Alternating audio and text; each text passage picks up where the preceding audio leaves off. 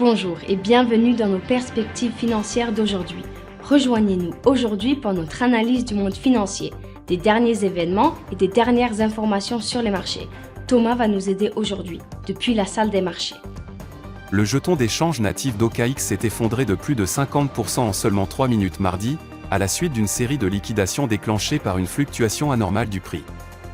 Le prix s'est depuis rétabli et la bourse a confirmé qu'elle dédommagerait les utilisateurs pour les pertes causées par la cascade de liquidation. Wall Street se maintient autour de ses récents records, avec des effets d'entraînement qui devraient stimuler la croissance des entreprises.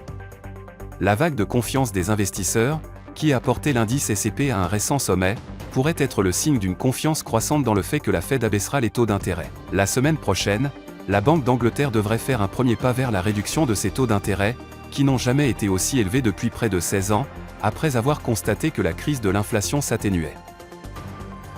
La dernière session a vu les actions Volkswagen augmenter de 0,5%. L'indicateur stochastique RSI indique un marché suracheté. L'euro a légèrement baissé de 0,2% par rapport au dollar lors de la dernière session. Le signal haussier de l'indicateur RSI est conforme à l'analyse technique globale. La paire livre sterling-dollar a connu une correction baissière lors de la dernière session, chutant de 0,1%. L'indicateur RSI indique un mouvement haussier. La paire dollar australien-dollar a connu une légère hausse de 0,1% lors de la dernière session. L'indicateur MACD indique un mouvement haussier.